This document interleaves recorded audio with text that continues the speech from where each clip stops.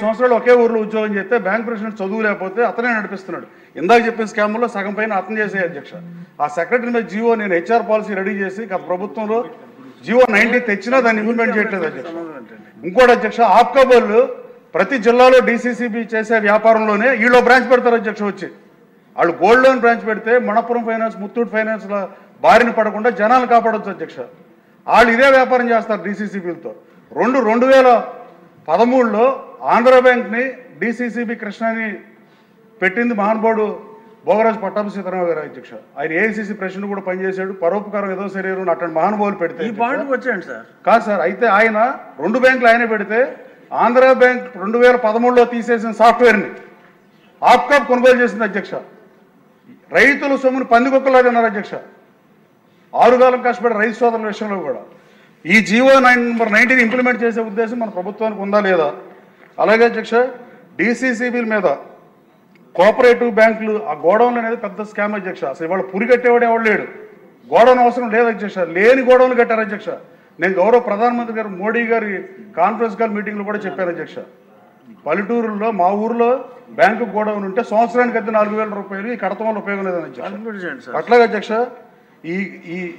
ఈ ప్రభుత్వ హయాంలో జీవో నెంబర్ 90ని ఎట్టి పరిస్థితుల్లో అప్లికబుల్ చేయాలి అధ్యక్ష. పిఏసిఎస్ సెక్రటరీ అదే ఊర్లో 35 సంవత్సరాలు ఉద్యోగం చేస్తే ఈ వ్యవస్థ ఎప్పటికీ బాగుపడదు అధ్యక్ష.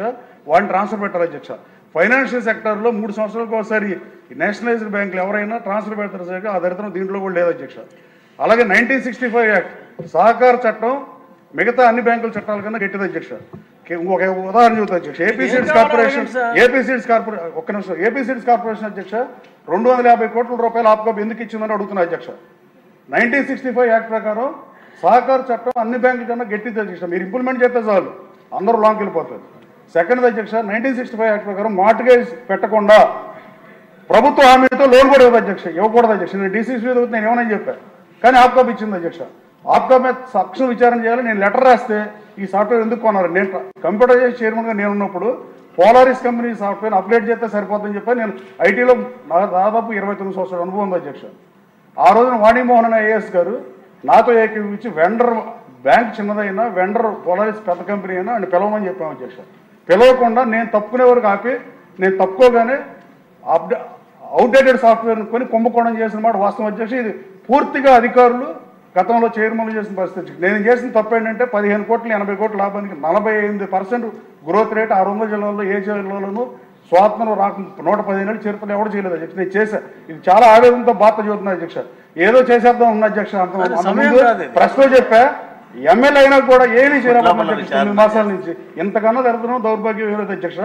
ఎంక్వైరీ చేసినా కూడా ఇవాళ కూడా ఎవరు ఎంక్వైరీ జరగలేదు అధ్యక్ష. ఆప్కాబోర్డ్ సాఫ్ట్వేర్ పందికొక్కలేదు అన్నారు అధ్యక్ష. రైతులు ఇప్పుడైనా వేస్తారా ఇరా? ఈ డీసీసీబీ మీద వేసిన ఎంక్వైరీ ఎప్పుడు కంప్లీట్ చేస్తారు? 9 మాసాల నుంచి అదే సీఈఓ నుంచి అదే ఆప్కాబ్ ఎండీ నుంచి అంటే మీ మీద మీరే ఎంక్వైరీ చేసుకుంటే బయట పెడతారు అధ్యక్ష.